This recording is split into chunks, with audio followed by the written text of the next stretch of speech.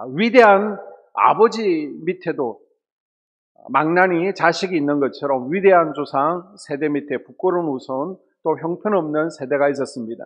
출애굽을 해서 가나안 땅을 정복한 전쟁 가운데 40번을 싸워서 단 한 번 패했던 만나 세대의 후손들은요, 부끄러운 세대였습니다.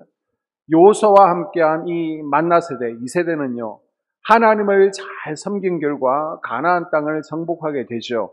이것은 광야 40년간 신앙교육을 잘 받은 결과였습니다.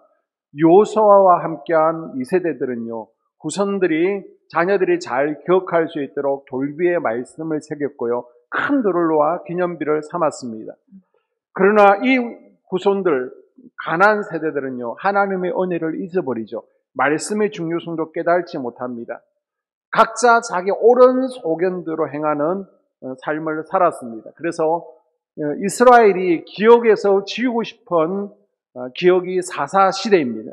이 사사시대가 영적인 암흑기죠. 이 책은 이스라엘 백성들의 실패를 다루고 있기 때문에 실패의 책이다라고도 부릅니다. 기억에 지워버리고 또 찢어내고 도려내고 싶은 부분이 바로 이 사사기인데요.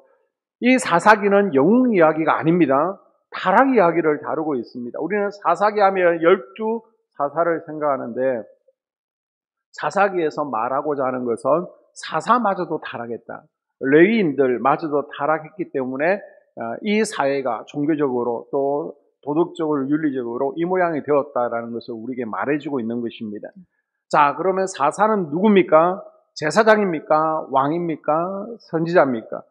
자, 한글 성경 제목은 사사기 되어 있는데요. 한문을 따라가는 거죠. 서성사, 선비사자, 정확하게 뜻을 이해하기가 어렵습니다. 그래서 히브리어로 보게 되면 쇼페팀이라고 그러는데요. 재판관이라는 의미를 가지고 있습니다. 공동 번역 성경이 내용을 잘 번역했습니다. 그래서 판관기라고 그럽니다. 예전에 판관포청천이라는 영화가 있었죠. 바로 이 판관이 사사의 역할을 하는 것입니다. 출애굽기 18장에 보게 되면 모세가 재판을 하죠. 시시비비를 가리는 사사 역할을 이미 하고 있습니다. 그래서 엄밀하게 따지면 최초의 사사는 누구라는 거예요? 모세부터 사사가 시작되어집니다. 이 사사의 역할은 무엇입니까? 평소에는 갈등을 조정하죠. 그리고 유사시에는 백성들을 보호합니다. 평소에는 재판하고 유사시에는 전쟁에 참여한다. 누구의 역할이었습니까? 왕의 역할과 같습니다. 자, 아직 왕이 없었던 시대에 이제 전쟁이 있을 때에는 군사적 지도자로 등장하죠. 그리고 나서 이제 전쟁이 끝나고 나면 대부분 각 지파 내부의 분쟁 조절자로 또 재판관의 역할을 주로 담당하는 것이 사사였습니다. 이 사사 350년 시대적 배경을 보게 되면요, 종교적으로는 가나안 땅에 많은 우상들이 있었고 그 우상들을 함께 섬겼습니다. 또 정치적으로는 요수아 당시 완벽하게 정복되지 못한 땅들이 있습니다. 그것이 여러분 앞에 화면에 보는 것처럼 쭉 이스라엘 땅 가운데, 가나안 땅 가운데 정복하지 못한 땅들이 있는데, 여기서 가나안 족속들이 이제 역으로 압제와 약탈을 일삼게 되었습니다. 이런 배경하에 하나님께서는 간헐적으로 사사들을 세우셔서 각 지파 또는 전 민족을 결정적인 위기에서 구해주시게 되죠. 그리고 사회적으로는요, 땅 분배 이후에 각 지파별로 지방자치제를 하는 겁니다. 각 지파가 땅을 얻고요, 그 지파별로 각자 생활하는 지방자치제를 하고 있습니다. 사사기는 누가 기록했을까요? 아마 사사시대를 지나고 나서 이제는 이스라엘 왕정시대가 되었습니다. 한 무명의 종교 지도자가 과거 사사시대를 회고하면서 기록한 것으로 전해지고 있습니다. 그러면 사사기를 왜 기록했습니까? 사사기 저자는요, 이 사사시대가 이스라엘 백성들이 고난당하였는데 이건 정치적인 문제가 아니었다. 근본적으로 하나님의 백성들인데 이스라엘이 하나님에 대한 완전한 믿음을 갖지 못했기 때문에, 왜 하나님에 대한 완전한 믿음을 갖지 못했다는 거예요? 레위인의 탓이라는 겁니다. 레위인들이 똑바로 사명을 감당하지 못했기 때문에, 제대로 말씀을 가르치지 않았기 때문에 이런 시대가 왔고 이런 아픔을 겪게 되었다라는 것을 보여주기 위해서 사사기를 기록하게 됩니다. 그래서 사사기의 내용은요, 350년 동안 배교의 역사를 다루고 있습니다. 이스라엘 백성들이 범죄합니다. 그러면 하나님께서 징계하시죠. 그러면 또 회개합니다. 살려달라고. 그러면 하나님께서 사사를 보내주시죠. 그리고 또 태평한 세월이 옵니다. 그러면 또 죄를 범하게 됩니다.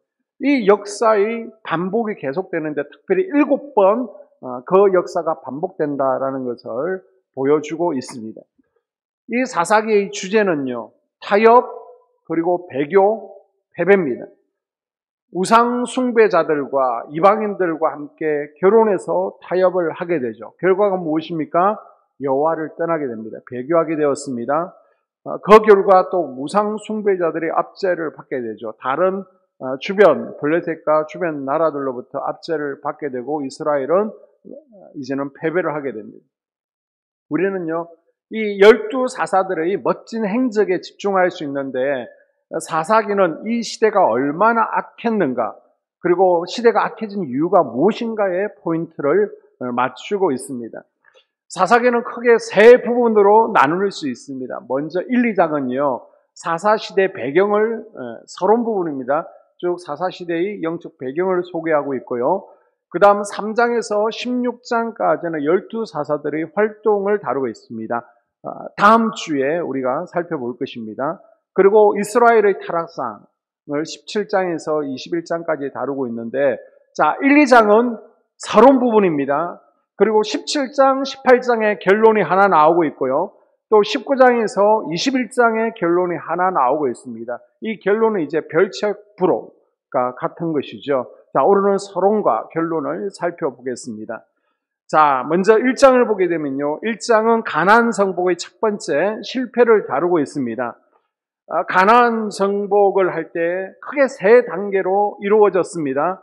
먼저 주요 전략적 요충지, 도시들을 정복하는 것이죠. 만약 우리 남한 땅을 생각하게 되면 5대 광역시, 각 도시들을 점령을 하는 겁니다. 그리고 최소한의 임시 거주지를 확보했습니다. 그리고 12지파에게 그 임시 거주지, 부산, 대구, 대전, 인천, 이런 강릉, 이런 데를 중심으로 가나안 땅을 공평하게 이제는 분배해 주게 됩니다. 그러면 각 지역에 언면단이 있습니다. 거기까지는 다 점령하지를 못한 거예요. 아직 각 지파에게 할당된 지역에 남아있는 가나안 족들에 살고 있는 땅들을 점진적으로 점령해 가는 것이 바로 이제 가나안 시대의 목표였고요. 그것이 1, 2장에 소개되고 있습니다. 그런데 정복전쟁의 마지막 단계인 이 정착전쟁에서 완전하게 정복하는데 실패하게 됩니다. 어떤 면을 정복하지 못하고요, 어떤 업내를 정복하지 못하게 됩니다. 그래서 여호수아서 24장과 사사기 1장은요, 시간상으로 바로 붙어 있습니다. 자, 1절에 보게 되면요, 여호수아가 죽은 후에 이스라엘 자손이 여호와께 묻자와 가로되 우리 중 누가 먼저 올라가서 가나안 사람과 싸우리까? 아멘. 자, 1절에 보게 되면 여호수아가 죽은 후에라고 나옵니다. 가나안 땅을 분배한 후에 백성들이 이제 가나안 족속들과 싸워 분배받은 땅을 차지를 해야 됩니다. 1장 전반부에는요, 여호수아서 24장의 분위기가 그대로 전해집니다. 그래서 승리하고 아주 영적 분위기가 좋아 보입니다. 그런데 19절부터 보게 되면요, 쫓아내지 못했다라고 합니다. 처음에는 좋았습니다. 여호수아서 24장의 좋은 분위기가 이어집니다. 그런데 갑자기 사사기 1장 19절부터 분위기가 급반전을 이루고 있습니다. 19절 21절에 보게 되면 여호와께서 유다와 함께 계셨으므로 그가 산지 주민을 쫓아내었으나 골짜기의 주민들을 철병거가 있으므로 그들을 쫓아내지 못하였으며 베냐민 자손은 예루살렘에 거한 여부수 사람을 쫓아내지 못하였으므로 여부수 사람이 베냐민 자손과 함께 오늘날까지 예루살렘에 거하더라. 아멘. 자, 보게 되면 쫓아내지 못하고 있습니다. 그 이유가 뭐라고요? 철병거 때문. 사사기를 보게 되면요, 유대인들이 많이 사용하는 비꼬는 표현이 나오고 있습니다. 그게 뭐예요? 철병거가 없어서 정복 못한 것처럼 하지만 사실 이거는요, 비꼬는 표현입니다. 이들이 핑계대고 있다는 겁니다. 자, 21절에 여부수 족속을 쫓아내지 못했죠. 27절에서 33절에 각 지파가 쫓아내지 못했다라고 결론을 내고 있습니다. 왜 쫓아내지 못했습니까? 왜 이 가나안 족속들과의 전쟁에서 패배합니까? 가나안 철병거 때문입니까? 우리 하나님은요, 철병거보다 훨씬 위대하신 분이고 대단하신 분이십니다. 아멘. 하루 전쟁에 18만 5천 명도 다 죽이시는 분이세요. 아멘. 그런데 왜 철병거 때문에 쫓아내지 못했다는 거예요? 조건이 있죠. 하나님은 위대하신 분이지만 순종할 때만 역사를 나타내 주십니다. 아멘. 우리 이스라엘 백성들은요, 신명기의 두 번째 설교의 세 가지 가르침을 망각하게 됩니다. 이 두 번째 가르침이 뭐라는 거예요? 순종하면 축복이에요. 그런데 타협하면 동화된다는 겁니다. 그리고 불순종하면 저주받는다는, 이것을 기억하지 못했다는 것이죠. 자, 계속해서 쫓아내지 못했다라는 표현이 나오고 있는데요. 여러분, 내 마음 가운데 쫓아내지 못한 것은 무엇입니까? 우리 마음도 가나안 일곱 족속에 살고 있는 가나안 땅입니다. 이곳에 가나안 일곱 족속을 다 쫓아내고요, 하나님의 성전, 예루살렘 성전을 세워 가야 됩니다. 아멘. 그런데 아직 쫓아내지 못한 것이 무엇이 있습니까? 조금만 틈만 있으면 죄가 침입해서 우리의 믿음을 망가뜨리는 것을 기억하고 이 가나안 일곱 족속을 다 쫓아내는 우리가 될 수 있기를 바랍니다. 아멘. 자, 가나안 족속을 쫓아내지 못한 이유를 좀 더 구체적으로 살펴보게 되면 3장 5절에서 7절까지 나와 있죠. 이스라엘 자손은 마침내 가나안 사람과 헷 사람과 아모리 사람과 브리스 사람과 히윗 사람과 여부수 사람 사이에 거하여 그들의 딸들을 취하여 아내로 삼으며 자기 딸들을 그들의 아들에게 주며 또 그들의 신들을 섬겼더라. 이스라엘 자손이 여호와 목전에 악을 행하여 자기들의 하나님 여호와를 잊어버리고 바알들과 아세라들을 섬긴지라. 아멘. 아멘. 자, 먼저 타협했다는 것이죠. 5절에 이스라엘 자손들이 가나안 족속들, 우상 숭배자들과 타협해서 살았다라고 합니다. 지금 이스라엘이 힘이 세졌어요. 그래서 가나안 족속들을 사역을 시킬 만큼, 노예로 사는 만큼 강성한 후에도 쫓아내지 않습니다. 하나님의 백성으로 사는 것이 아니라 그냥 동화되어서 살게 되죠. 자, 이들과 동화되었습니다. 좋은 게 좋은 거다 타협해서 살더니 어떻게 돼요? 이제는 피를 섞게 되죠. 서로 잘 지내다 보니까 눈이 맞았습니다. 그래서 이방 여인들과 결혼을 하게 됩니다. 3장 6절에 나와 있고요. 자, 그랬더니 이방 여인들이 뭘 가져왔어요? 우상을 함께 섬기자. 아내들이 섬기는 신들을 함께 섬기게 됩니다. 마침내 우상을 숭배하다 하나님을 떠나게 됩니다. 그것이 3장 6절 하반절에 나오고 있습니다. 자, 2장 10절에 보게 되면요, 한 세대가 가고 또 한 세대가 왔더니 하나님께서 행한 것을 다 기억하지 못했다라고 전하고 있습니다. 아마 가나안 땅에서 후손들에게, 자녀들에게 어떻게 농사를 지어야 되는지, 어떻게 집을 건축해야 되는지, 그리고 맛있는 음식을 만드는 법에 대해서는 열심히 교육을 했을 거예요. 그러나 신앙 교육은 제대로 하지 못했습니다. 하나님의 말씀을 자녀들의 마음판에 새기지를 못했습니다. 그래서 마침내 우상 숭배들을 사이에 거하면서 그들의 신을 섬겼다라고 기록하고 있습니다. 자, 2장을 보게 되면요, 2장은 영적 실패를 다루고 있는데, 자, 2장에서는 가나안 족속을 쫓아내지 못함으로 온 이스라엘이 우상 숭배하고 영적으로 타락했다라는 것을 소개하고 있습니다. 그 결과 우상 숭배로 하나님의 축복을 상실했다라는 것을 전하고 있습니다. 자, 2장 6절에서 10절을 보게 되면 여호수아가 기준이 되어집니다. 그래서 여호수아 죽기 전과 죽기 이후의 상황이 비교되고 있습니다. 그래서 7절에 보게 되면 하나님께서 행하신 모든 큰 일을 본 자들, 만나 세대죠. 만나 세대가 살아있을 동안에는 하나님을 잘 섬겼다라고 전하고 있습니다. 그런데 하나님의 기사를 체험하지 못한 가나안 세대들은 이 만나 세대 후손들, 자녀들, 신앙교육을 받지 못한 이들은 하나님 떠나 배교했다라고 전하고 있죠. 그래서 여러분, 신앙이라는 것은요, 머리가 아니라 가슴입니다. 아멘.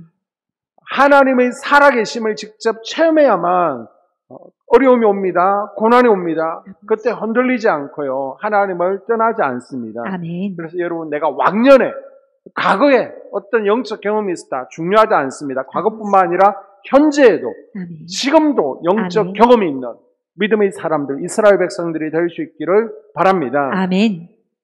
자, 가나안 세대가 하나님을 떠났다는 것은 만나 세대가 가나안 세대들, 자기 자손들에게 신앙교육을 시행하지 못했다라고 전하고 있습니다. 자, 그리고 나서 11절에서 18절까지를 보게 되면요, 앞으로 이어질 패턴이 나오고 있습니다.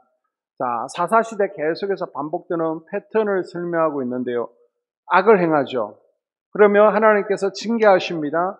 그 앗뜨고 하나님 앞에 회개하죠. 그 하나님께서는 구원자를 보내주십니다. 사사를 보내십니다.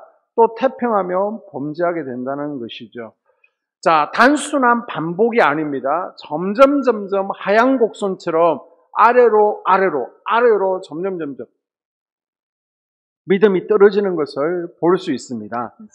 자, 그 결과가 무엇입니까? 계속해서 이 패턴 가운데 이스라엘 백성들이 350년을 지낸 결과 이스라엘 백성들이 종교적으로, 윤리적으로 얼마나 타락하고 있는지 마지막 결론 부분이죠. 부록, 별책과 같은 부분에서 두 가지 사건을 통해서 보여주고 있습니다.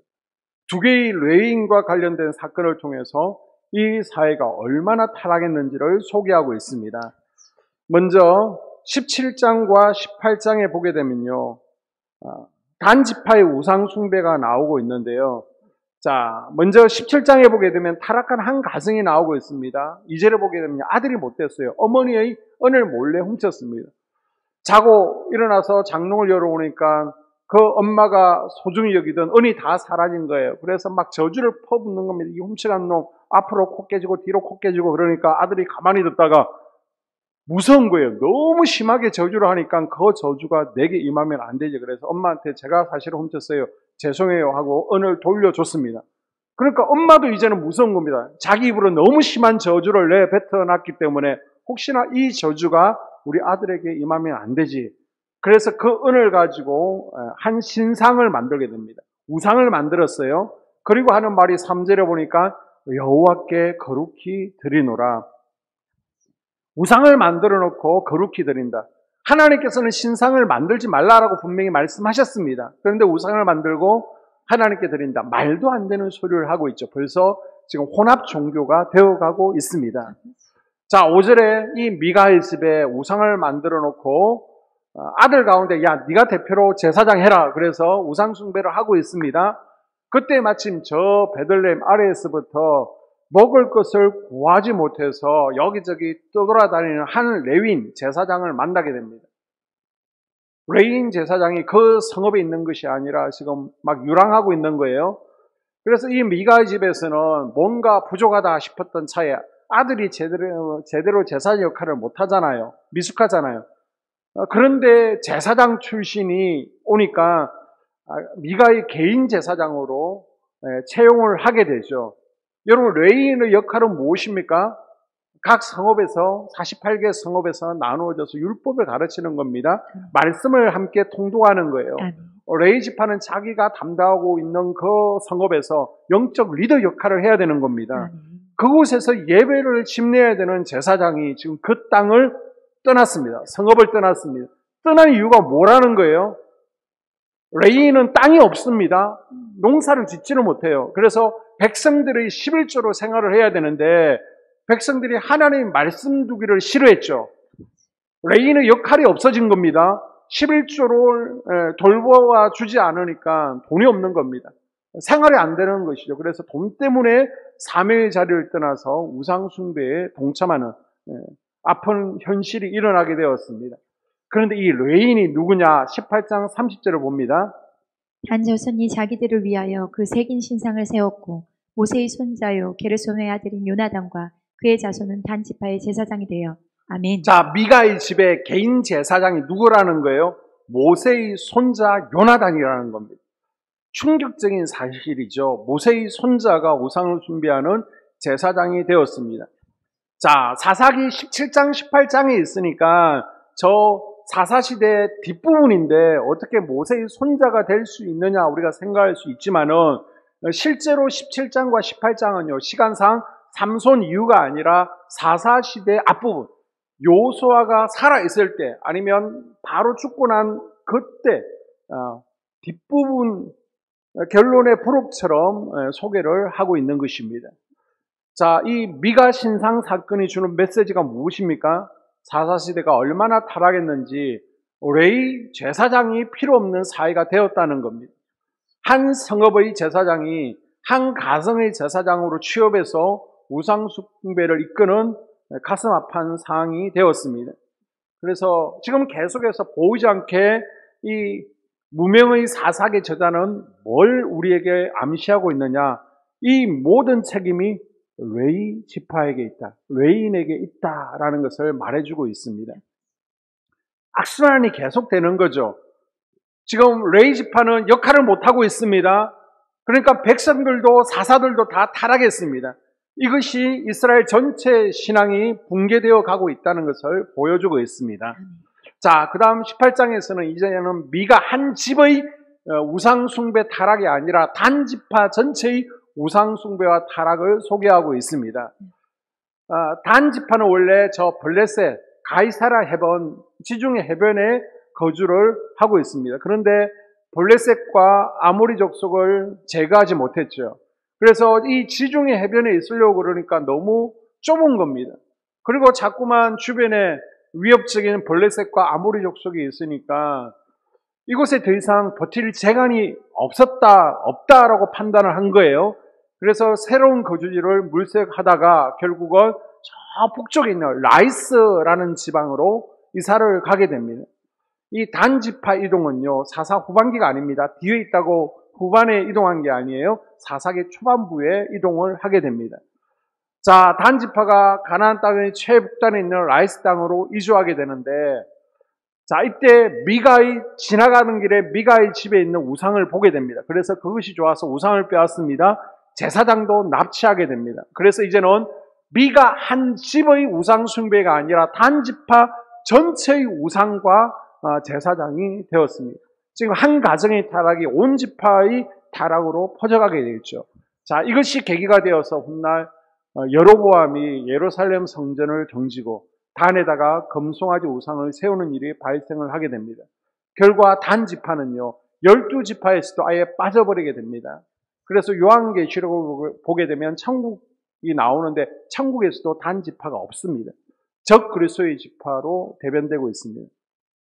여러분, 약속의 땅에서 멀어지면, 하나님의 성전에서 멀어지면 하나님과의 관계도 멀어지게 되어 있습니다. 아멘. 이방인들과 동일한 우상 숭배에 참여하게 되고요, 타락하게 된다는 것을 단 지파를 통해 하나님께서는 우리에게 말씀하고 있습니다. 아멘. 그래서 성전에 오는 것이 점점 뜸해지면요, 하나님과 영적으로 멀어지게 되어 있습니다. 한번 따라해 볼까요? 성전을 가까이 하는 것이 복입니다. 성전을 가까이 하는 것이 복입니다. 다시 한번요. 성전을 가까이 하는 것이 복입니다. 성전을 가까이 하는 것이 복입니다. 여러분, 성전을 가까이 하셔야 됩니다. 아멘.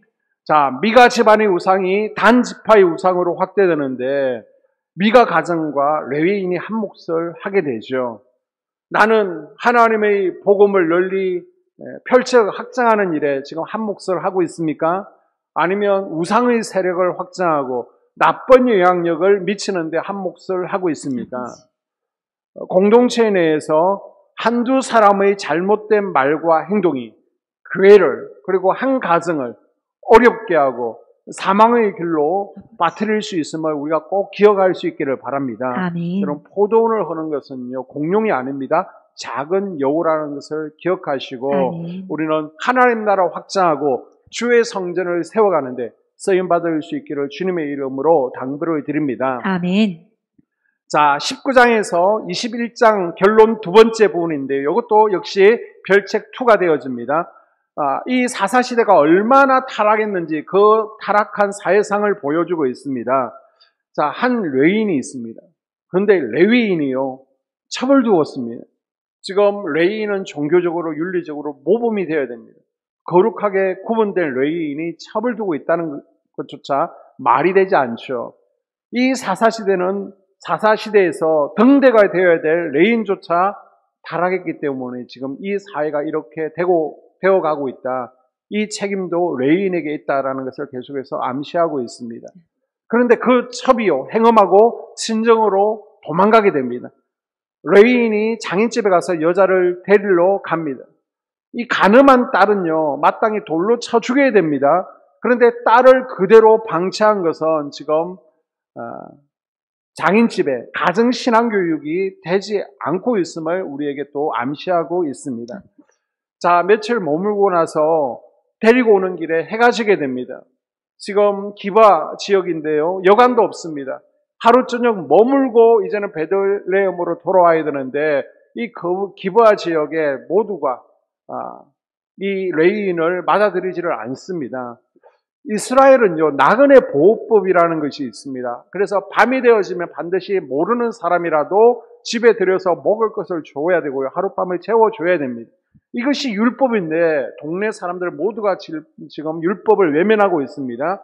이때 기바의 한 노인이 이 레위인 부부를 영접을 하게 되죠. 그런데 그 집에 불량배들이 찾아왔습니다. 그리고 내놓으라는 거예요. 누구를 내놓으라는 겁니까? 19장 22절에 보게 되면 그 성읍의 불량배들이 그 집을 에워싸고 문을 두들기며 주인 노인에게 말하여 이르되 내 집에 들어온 사람을 끌어내라. 우리가 그와 관계하리라 하니. 아멘. 아멘. 지금 여인, 첩이 아니라 남자를 내놓으라는 거예요. 레인을 내놓으라는 겁니다. 이 관계한다는 것은 동성연애 하겠다는 겁니다. 노인이 막아서죠. 악을 행하지 말아야 된다. 남자를 모르는 내 딸과 또 이 레인 첩이 있으니까 이들을 내어주겠다. 남자는 해하지 말라. 레인이다 라고 말합니다. 그리고 결국 첩을 내주게 되죠. 그랬더니 이 동네 불량배들이 밤새 나쁜 짓을 하고 떠나게 됩니다. 자, 아침이 되었습니다. 레위 사람이 아내를 데리고 떠나려고 아내를 깨워보니까 죽었습니다. 이 레위 사람도 참 못된 사람이죠. 아니, 자기 아내를 불량배에게 밤새도록 내어주고 잠이 오겠습니까? 그런데 아침에 일어나서 가야지 흔들어 보니까 죽어 있었습니다. 그 정도로 무책임하죠. 자, 레인의 처벌, 집당, 몹쓸짓을 한 기브와 불량배들의 만행을 이 레인이 이스라엘 온 사회에 알리기 위해서 자기 아내를 12토막, 시신을 12토막으로 내게 됩니다. 그래서 각 지파별로 소포, 택배를 보내게 되죠. 그래서 이 택배를 받아보고 각 지파 장로들이 깜짝 놀라게 됩니다. 그래서 함께 모여서 이 사건의 주동자들을 멸해야 된다라고 합니다. 그래서 각 지파 장로들이 베냐민 지파를 찾아가죠. 그래서 이 나쁜 짓을 한 사람들을 내놓으라고 하니까 베냐민 지파가 내어놓지를 않습니다. 감사합니다. 그래서 결국 11지파 40만 명과 베냐민 지파 2만 7천 명이 전쟁을 벌이게 됩니다. 지금 11지파와 한 지파가 싸우는 거예요. 싸움이 안 되죠. 그런데 무슨 일입니까? 두 번 연속 베냐민 지파가 승리를 하게 됩니다. 아니, 40만 명과 3만 명이 싸우는데 베냐민 지파가 이겼습니다. 그만큼 사나운 이리 같은 성격을 가지고 있죠. 창세기 49장에 이미 예언되어 있었습니다. 싸움을 잘하는 지파가 베냐민 지파였습니다. 자, 40만 명과 3만 명. 내 실력으로, 내 힘으로 될 것 같은데 하나님께서 승인하지 않으면 안 된다는 겁니다. 그래서 이 11지파가 하나님 앞에 울며 기도하죠. 그래서 11지파가 울면서 하나님 우리를 도와주세요 라고 기도했더니 세 번째 전쟁에서는요, 이스라엘 연합군이 드디어 승리하게 됩니다. 그래서 베냐민 지파가 몰살당하게 되는데 다 죽고 살아남은 이가 몇 명입니까? 600명이 살아남습니다. 자, 다 죽은 거예요. 3만 명 가운데 600명이 고작 살았습니다. 그래서 11지파 연합은요, 베냐민 지파를 멸족시킨 것에 대해서 이제는 후회를 하게 됩니다. 이 지파를 다시 살려야 되겠는데 살리는 방법이 무엇입니까? 그래서 이 600명 사내에게 가정을 만들어 줘야 되겠다. 그런데 여자까지 다 죽여버렸으니까 지금 방법이 없습니다. 그리고 다른 지파 누가 자기 딸을 이 베냐민 지파 남자들에게 아내로 내어주겠습니까? 그래서 방법이 뭐냐? 저 실로의 성소가 있습니다. 그래서 축제일에 춤추러 모이는 여자들이 있는데 그 춤추러 온 여자들을 각자 알아서 납치하라고 묵인을 해준 것입니다. 납치극이 일어나게 된 것이죠. 참 볼만합니다. 지금 집단 성폭행이 있었습니다. 살인이 있었습니다. 토막 사건이 있었습니다. 전쟁이 있었습니다. 납치가 있었습니다. 지금 안 좋은 것들이 다 사사기에 나오고 있습니다. 그래서 결론 21장 25절에 이렇게 말하고 있죠. 같이 읽습니다. 시작. 그때 이스라엘에 왕이 없으므로 사람이 각기 자기 소견에 옳은 대로 행하였더라. 아멘. 지금 왕이 없었다는 것은 세상 왕이 아니라 하나님을 왕으로 모시지 않았다는 겁니다. 아멘. 하나님을 왕으로 모셔야 내 인생의 사사기를 피할 수 있습니다. 아멘. 하나님을 왕으로 삼고 말씀에 순종하며 살아야 되는데 여호와를 잊어버리고 마음대로 살았다는 거예요. 그랬던 대로 행한 것이 아닙니다. 자기 옳은 소견대로 행했다는 겁니다. 자기가 잘못하는 것을 알고 지금 하는 게 아니에요. 미가는 신상을 만들어서 여호와께 드리노라.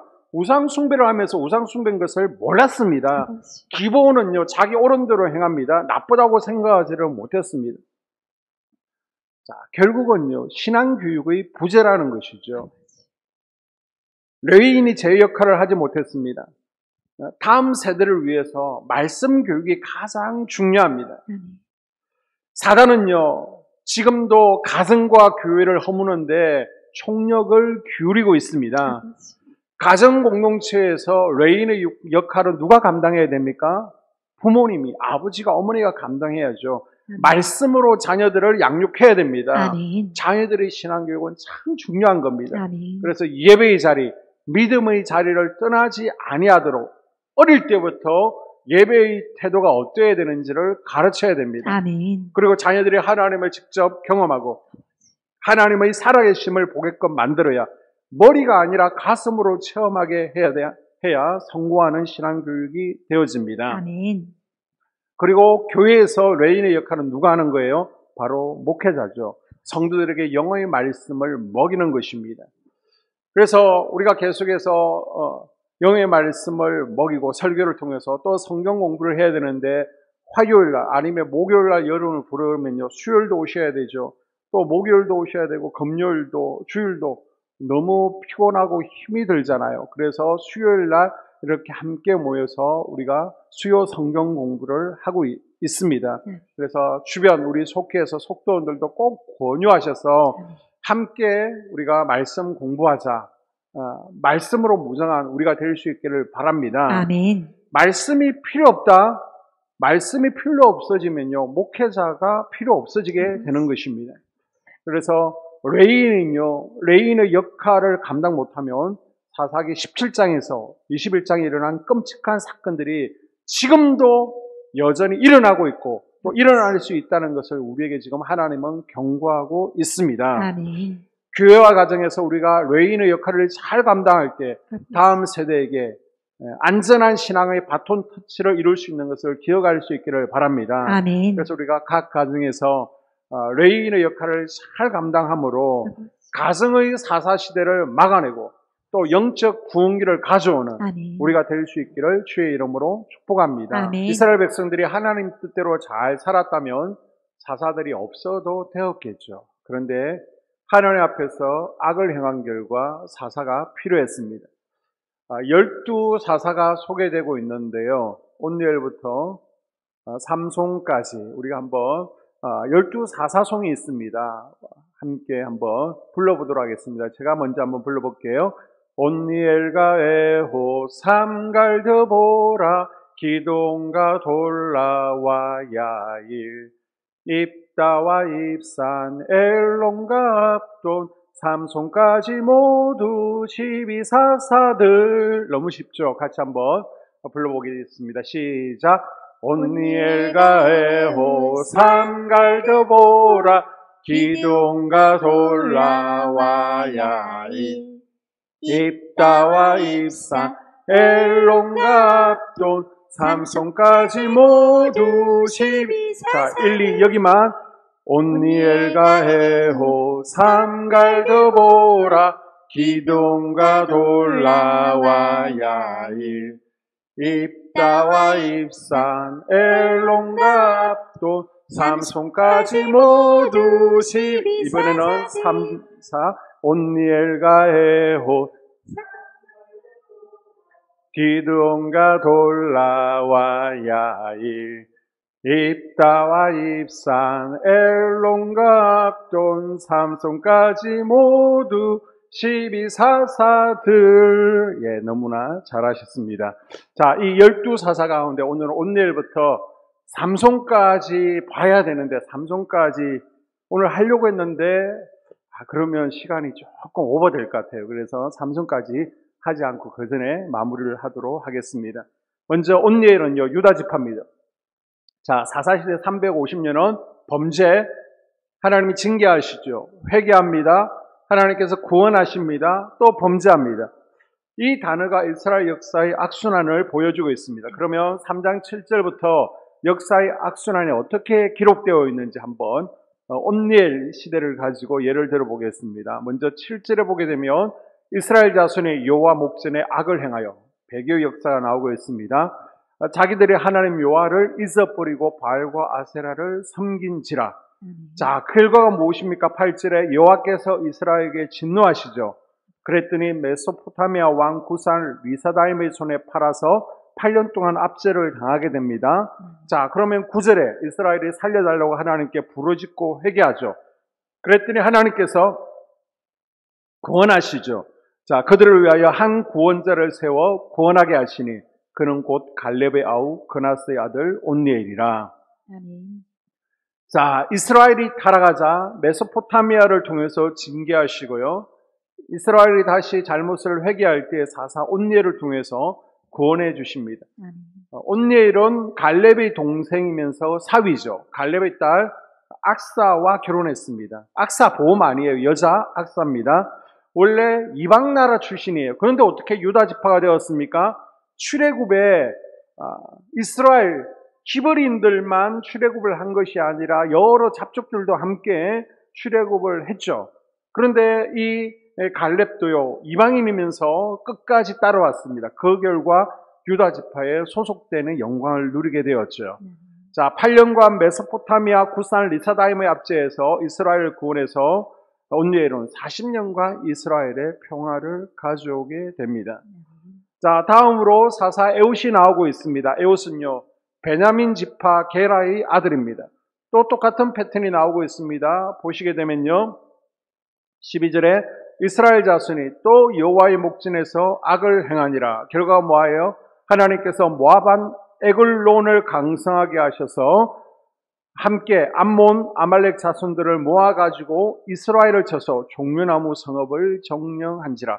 종려나무 성읍은 여리고를 의미하고 있습니다. 자, 이스라엘이 여호와 앞에 부르짖죠. 하나님께서 그들을 위하여 한 구원자를 세우셨으니 그가 누구라는 거예요? 곧 베냐민 사람 게라의 아들 왼손잡이 에웃이라고 전하고 있습니다. 자, 이스라엘이 범죄할 때 하나님께서 모압을 강성케 하셨습니다. 그래서 모압 에글론이 여리고 이스라엘의 여리고 땅을 점령하게 되죠. 이때 하나님께서 왼손잡이 에웃을 보내십니다. 이 왼손잡이라고 하는 것은요, 오른손을 쓰지 못하는 사람이라는 의미예요. 군인으로는 적합하지 않은 사람을 뽑아와서 모압 에글론을 죽이게 하고요, 이스라엘을 해방시킵니다. 사람들로부터 멸시받는 부족한 사람을 들어서 이스라엘을 구원하는 데 사용하셨습니다. 아멘. 이스라엘은요, 에웃이 죽기까지 80년간 평화의 시대를 누리게 됩니다. 아멘. 자, 세 번째 사사 삼갈인데요. 삼갈을 통해서 블레셋의 침략으로부터 소모는 막대기 하나로 600명을 죽이고 이스라엘을 구원하십니다. 자, 31절에 소모는 막대기로 블레셋 사람 600명을 죽였고, 칼이나 총, 창이 아닙니다. 소모는 막대기 하나로 블레셋인 600명을 죽이고 이스라엘을 구원합니다. 딱 한 줄만 지금 기록되어 있어서 납달리 지파일 것이다 라고 하는데, 구체적으로 정확하게 어느 지파인지 또 평화의 기간이 어느 정도 되었는지 알 수는 없습니다. 이제 다음으로 좀 구체적인 기록이 나오는 사사가 있습니다. 바로 에브라임 지파의 드보라입니다. 자, 4장과 5장을 보게 되면요, 똑같은 패턴이 나오고 있습니다. 이스라엘이 범죄하죠. 하나님께서 징계하십니다.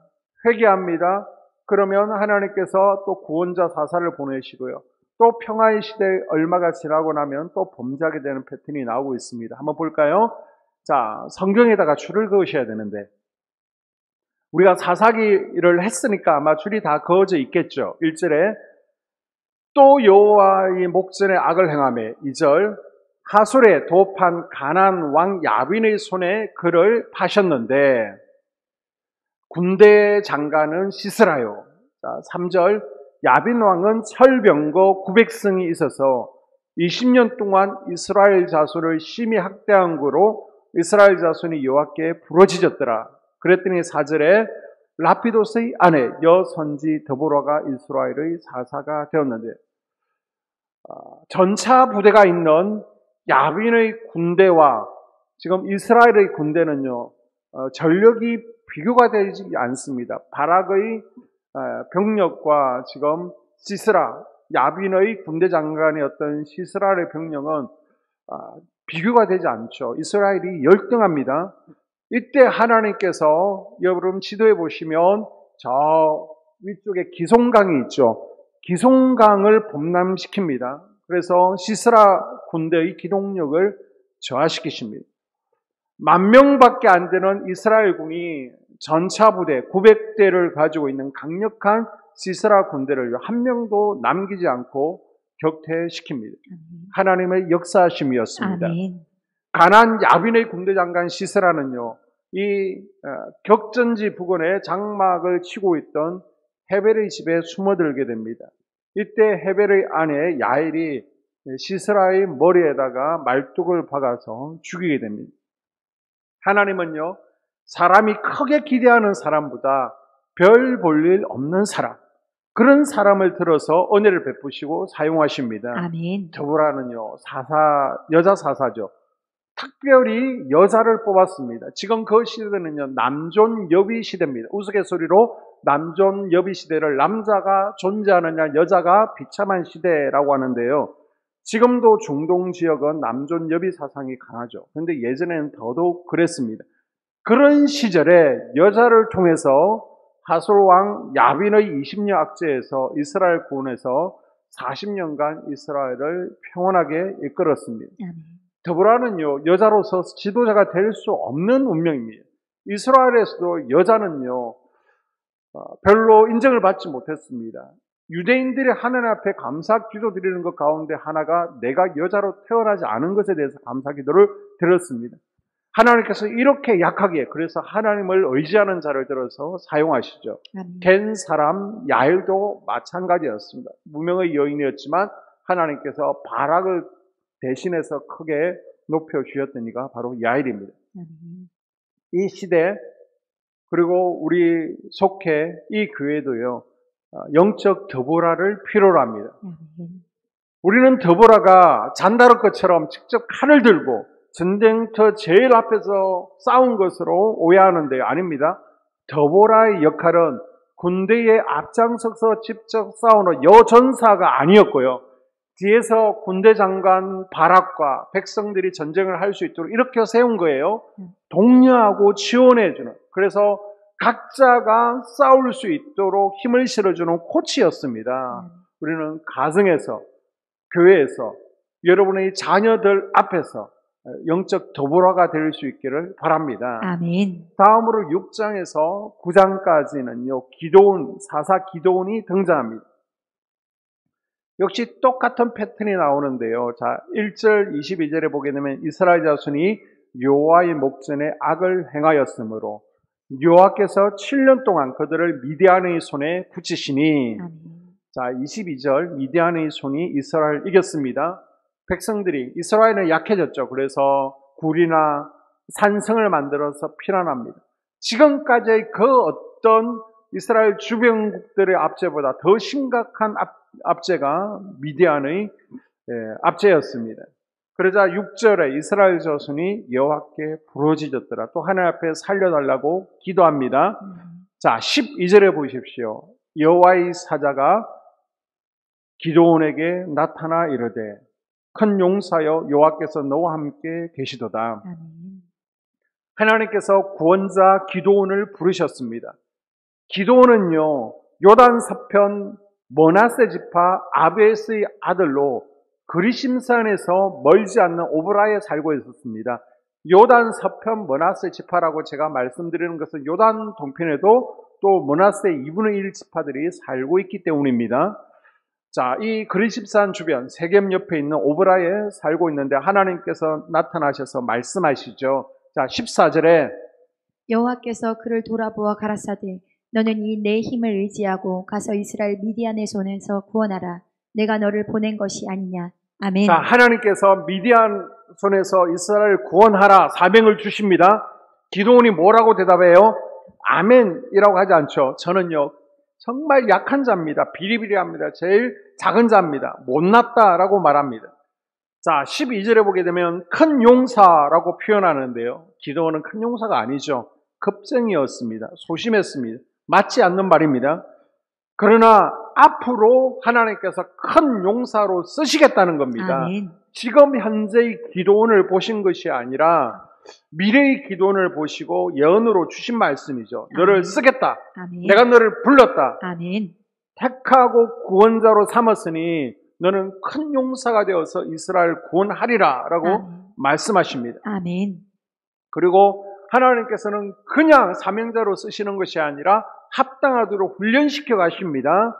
기도원은 급장이고 연약하잖아요. 소심하잖아요. 그래서 담력을 키워주기 위해서 강한 자로 만들기 위해서 임무를 맡기십니다. 우상 숭배의 재단을 허물라는 것입니다. 그런데 기도원은 급장이죠. 소심하죠. 이 우상 숭배의 재단을 관리하는 것이 기도원의 아버지였습니다. 그래서 낮에 하지 못하고요. 밤에 몰래 가서 하나님의 명령을 수행하게 됩니다. 백성들이 아침에 일어나 보니까 우상의 재단이 막 부서져 있습니다. 이스라엘 백성들이 화가 나서 누가 그랬느냐? 범인을 찾아내야 된다. 그래서 추적 60분을 해보게 됩니다. 그랬더니 누가 범인이에요? 아니, 이 우상 숭배 재단을 관리하는 기도원의 아버지 아들이었던 기도원이 범인이었습니다. 그래서 그 아버지 우상 숭배 책임자에게 찾아가서 기도원을 내놓아라. 기도원을 죽일 것이다. 지금 여호와 하나님보다 우상에게 충성하는 백성들의 모습을 보여주고 있습니다. 자, 그리고 13절에 보게 되면 미디안의 침략이 있었습니다. 동방의 모든 사람들이 연합해서 이스라엘을 13절에 공격하게 됩니다. 이때 기도원은요, 하나님 앞에 다시 한번 표정을 요구하게 되죠. 분명히 하나님께서 사명자로 세우셨습니다. 아멘 하고 가면 되는데요. 겁쟁이잖아요. 소심하잖아요. 그래서 다시 한번 하나님 앞에 정말 나를 택하신 게 맞습니까? 내 생각 아닙니까? 확증을 주세요 라고 기도합니다. 그래서 이 땅에 이슬이 내리는데 양털만 적게 해주세요 라고 했습니다. 그때 하나님께서 기도를 들으시죠. 그래서 땅은 뽀송뽀송하고 양털만 적는 기적을 보여주십니다. 그럼 아멘, 제가 잘못했습니다. 이제 나가겠습니다. 그래야 되잖아요. 그런데 죄송해요. 다시 한번 저에게 확신을 주십시오. 그래서 거꾸로 이제는 양처럼 보송보송하고 땅만 적게 해주십시오 라고 기도합니다. 그럴 때 하나님께서 또 그 기도에 응답해 주시죠. 하나님께서 수준에 맞게끔 말씀해 주시는 것입니다. 그래서 기도원에게는 이런 기적과 이사가 필요하기 때문에 보여주셨습니다. 기도원이 표적을 통해서 확신을 얻고서 나아가게 되죠.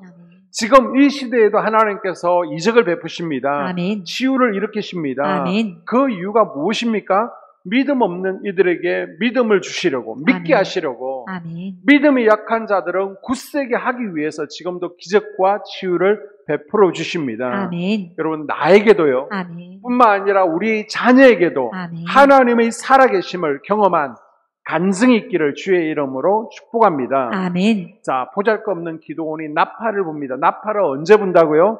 소집할 때, 나팔을 불 때 이스라엘의 모든 백성들이 기도원을 쫓게 됩니다.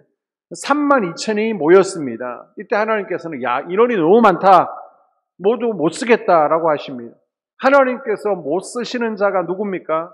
너무 센 자 쓰시지 않습니다. 내가 뭘 할 수 있다. 내가 원수들과 싸워보겠다. 내가 저 미디안의 손에서 이스라엘을 독립시키겠다.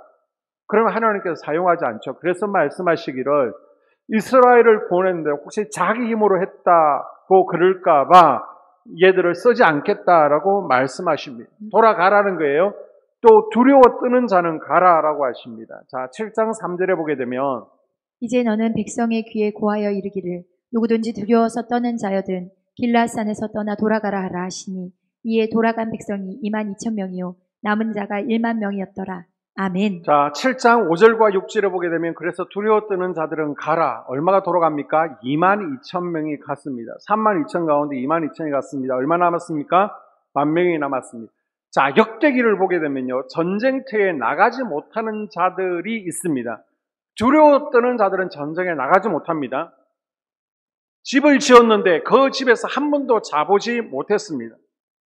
집 걱정을 할 수 있기 때문에 전쟁터에 나갈 수 없습니다. 그리고 결혼을 했는데 한 번도 합방을 하지 못한 신랑들은 전쟁에서 제외됩니다. 왜? 신부 생각을 하기 때문입니다. 그리고 포도밭 농사를 짓고서 지금 열매를 아직 거두지 못했습니다. 그러면 전쟁에 참여할 수 없습니다. 왜요? 지금 포도 거둬야 되는데 포도 생각을 하기 때문입니다. 이들의 공통점은 뭡니까? 초점이 흐려진다는 것이죠. 전쟁에 집중하지 못하고 딴 생각을 하게 된다는 것입니다. 자, 이렇게 10,000명이 남았습니다. 그것도 너무 많다는 거예요. 그래서 물을 한번 먹여봐라. 그래서 개처럼 혀로 핥아 먹는 자, 정신없이 퍼먹는 자는 다 빼버리라. 그래서 9,700명을 군대에서 다시 제외시키게 됩니다. 지금 32,000의 지원자 중에서 300명만 남겨두었습니다. 그런데 사실은 물 먹는 방법으로 정말 준비된 용사, 정예 용사 300명을 뽑았다. 그게 아닙니다. 그냥 하나님의 방식대로 숫자를 줄여 나가시는 겁니다. 얼마나 신중한 사람, 완벽한 사람, 사주 경계를 잘하는 사람, 그런 의미가 아니에요. 어차피 전쟁은 누가 하세요? 하나님께서 하시는 겁니다. 아멘. 신중한 거, 완벽한 거, 용감한 거 필요 없습니다. 그냥 하나님의 방식대로 숫자를 줄여 가셨고요. 남은 이가 몇 명입니까? 300명입니다. 자, 그랬더니 이제는 450대 1. 나 한 사람이 몇 명과 싸워야 된다는 거예요. 450명을 이겨야만 승리하는 전쟁입니다. 이때 300명이요. 기습 공격을 통해서 승리하게 되죠. 자, 22절 이하에 보게 되면요. 나팔을 크게 붑니다. 그리고 항아리 속에 숨겼던 횃불을 꺼내면서 헌듭니다. 여러분, 나팔, 빈 항아리, 횃불이 무기가 될 수 있습니까? 지금 총 하나 들지 않고, 그 당시 총은 없었지만은 칼 하나 들지 않고 이겼습니다. 하나님께서 그 미디안 병력 가운데 자중질환을 일으켜서 스스로 죽이고 죽게끔 만들어서 이스라엘을 구원해 주셨습니다. 아멘. 자, 전쟁에서 돌아올 때 에브라임 지파가요. 왜 우리 허락 없이 전쟁을 일으켰냐고 시비를 걸게 되죠. 이때 기드온은요, 겸손하게 나는 에브라임 지파, 우리 므낫세 지파는 에브라임 지파에 비하면 꼴에 불과합니다. 당신네들 제일 못한 사람도요, 우리 므낫세 지파 제일 잘난 사람보다 더 뛰어납니다. 우리 아무것도 아닙니다. 납작 엎드리죠. 그래서 에브라임 지파가 기드온에게요, 우리 왕이 되어달라라고 요구합니다. 그러나 기드온은요, 하나님께서 우리를 다스리는 것이지 나는 왕이 될 수 없다. 왕이 되기를 거절합니다. 그런데 이런 기드온이 나중에 어떤 사람으로 변합니까? 이렇게 겸손하고 하나님을 왕으로 내세웠던 기드온이 8장 27절에 보게 되면 기드온이 그 금으로 에봇 하나를 만들어 자기의 성읍 오브라에 두었더니 온 이스라엘에서 그것을 문난하게 위함으로 그것이 기드온과 그의 집에 올무가 되니라. 아멘. 에봇을 만들었어요. 결국은 이스라엘이 우상 숭배에 빠지게 했습니다. 그리고 8장 30절에 보게 되면 자녀가 70명이었습니다. 왜 이 사실을 기록해 놓았는지 아십니까? 하나님께서 은혜를 베풀었는데 지금 사사들까지도 타락한 모습을 보여주고 있습니다. 하나님께서 은혜를 베푸시면 어떻게 해야 돼요?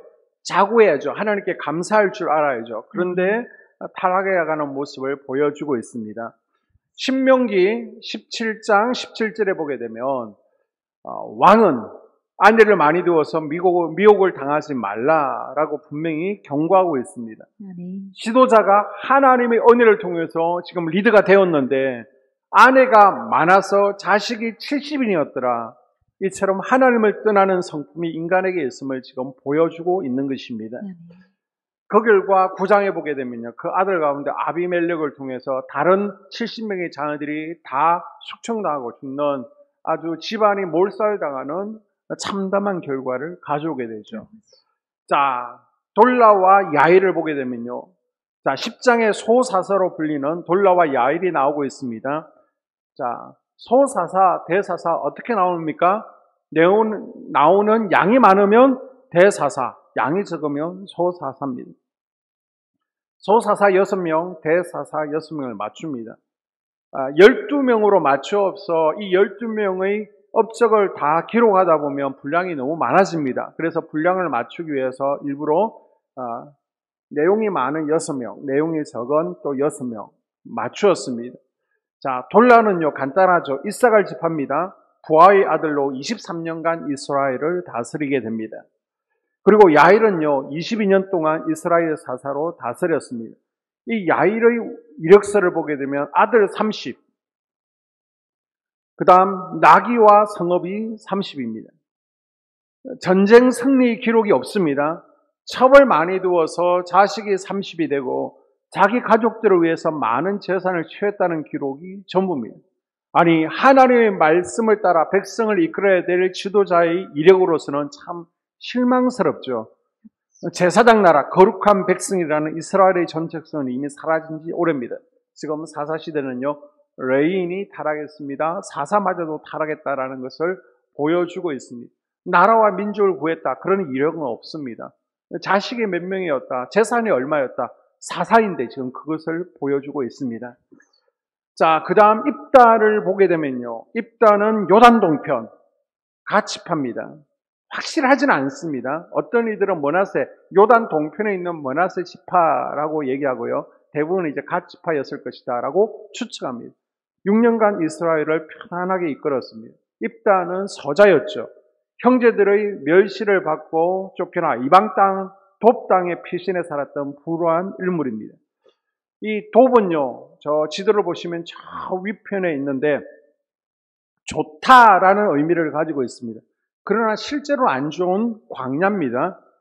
자, 1절을 보게 되면 입다는 첩의 소생입니다. 집에서 쫓겨났습니다. 그런데 3절에 보게 되면 힘이 있으니까요, 황야의 무법자, 깡패의 대장이 되었습니다. 마치 홍길동을 연상할 수 있죠. 자, 입다를 둘러싼 환경은 최악이었습니다. 자기 잘못도 아닌데 태어날 때부터 차별받도록 태어났습니다. 우리 가운데도요, 입다처럼 불안한 환경 때문에 힘들게 살아가는 분들이 있을 것입니다. 나면서부터 약점이 있을 수도 있습니다. 그런데 이것은요, 내 마음대로 되는 게 아니잖아요.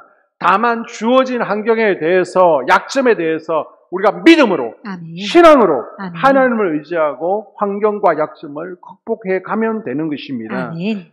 자, 외적의 침입이 있었습니다. 길르앗 장로들부터 이 입다는 예전엔 쫓겨났잖아요. 그런데 이제는 우리 구원자가 되어달라. 다시 스카우트 제안을 받게 됩니다. 당신을 왕으로 삼겠다는 것입니다. 입다의 뜻이 무엇입니까? 하나님께서 열어주실 것이다. 그 이름에서 알 수 있는 것처럼 하나님께서 내 인생을 역전시켜 주실 것이다. 아멘. 열어주실 것이다라는 것을 확신했습니다. 아멘. 그리고 준비했죠. 그 결과 역전하는 인생이 되었습니다. 아멘. 자, 암몬과의 전쟁에서 질 뻔했지만은 하나님 앞에 기도하고요. 하나님의 역사로 전쟁에서 이기게 되었습니다. 아멘. 이때 그 잘하는 우리의 입다의 소원이 있죠. 자, 딸을 하나님 앞에 바쳤는데요. 하나님 앞에 바쳤다는 것에 대해서 두 가지 학설이 있습니다. 짐승을 잡아서 번제를 드리는 것처럼 실제로 자신의 딸을 번제로 드렸다는 해석이 첫 번째 해석입니다. 근데 이 부분에 대한 또 다른 해석은요. 입다는 처음부터 문자적으로 인간 번제를 소원한 것이 아니라, 그래서 그 딸을 번제로 드린 것이 아니라 평생 처녀로 성막을 위해서 봉사하는 자로 바쳤다라는 해석이 있습니다. 그래서 하나님 앞에 성막에서 봉사자로 바친 것이지 하나님을 믿고 있는 사람이 저 이방의 인신제사를 따라하지는 않았을 것이다 라는 것이 유력한 학설입니다.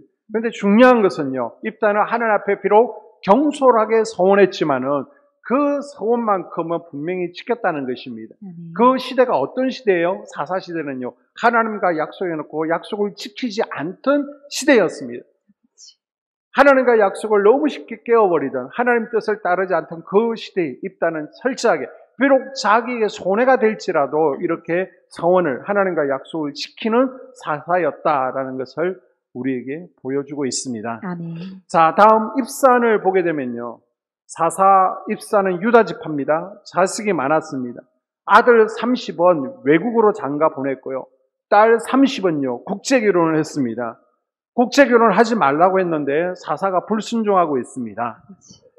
다음으로 엘론을 보게 되면 스불론 지파 출신입니다. 10년 동안 이스라엘을 다스리다가 아얄론에 묻히게 되죠. 그리고 11번째 사사 압도는요. 에브라임 지파 힐렐의 아들이었습니다. 아들이 몇 명? 40명입니다. 그만큼 아내가 많았다는 것이죠. 그리고 손자가 30명이었습니다. 이들은 70마리의 나귀를 탔습니다. 그만큼 부자였다는 겁니다. 이처럼 이스라엘이 점점 허감 속으로 들어가고 있는 것을 우리에게 보여주고 있습니다. 이 시대는 레인이 타락했다. 사사가 자기 사명을 감당하지 못했다라는 것을 우리에게 말씀해주고 있습니다. 자, 오늘 우리 사사기 두 번째 시간의 결론입니다. 두 종류의 사사들을 볼 수 있습니다. 입다처럼 하나님의 영이 임했습니다. 그 결과 역전하는 인생이 되고요. 하나님의 뜻에 따라서 사명 감당하고 이스라엘 구원하는 데 귀하게 쓰임받는 사사도 있습니다. 아멘. 비록 부족하고 연약했지만 하나님의 영이 임할 때 하나님께 귀하게 쓰임받고 또 하나님께서 기뻐하시는 사사들의 삶을 살았습니다. 아멘. 그런데 어떤 사사들은 보게 되면요. 이력서가 없습니다. 이력이 없어요. 한 줄, 두 줄. 그것도 뭐예요? 아들이 많았다, 재산이 많았다. 그 정도만 기록하고 있습니다. 자, 우리도요. 마지막 날이 하나님 앞에 설 때 우리의 이력을 하나님 앞에 내어 들어야 됩니다. 아멘. 우리는 어떤 이력을 내어 보여야 될까요? 하나님 앞에 내어버릴 이력이 없어야 됩니까? 아니면 비록 내가 입다처럼 정말 약점을 가지고 있지만 불안한 환경 가운데 있었지만 하나님의 영을 받고 하나님께서 열어주실 것이다. 아멘. 확신하고 아멘. 기도하고 나아감으로 내가 역전하는 인생을 살았다라는 아멘. 이력을 남길 것입니까? 이 저녁에 하나님, 나에게 하나님의 영을 부어주시옵소서. 아멘. 내가 이따처럼 지금 약점이 있습니다. 연약합니다. 그러나 하나님께서 부어주시는 능력과 권능으로 하나님 나라를 확장하고 아멘. 가정을 구원하고 아멘. 또 가정의 평안을 가져오고 이 나라의 평안을 가져오는데 또 귀하게 기도자로 예배자로 쓰임받기를 원합니다. 아멘. 나아갈 수 있는 시간 될 수 있기를 바랍니다. 아멘.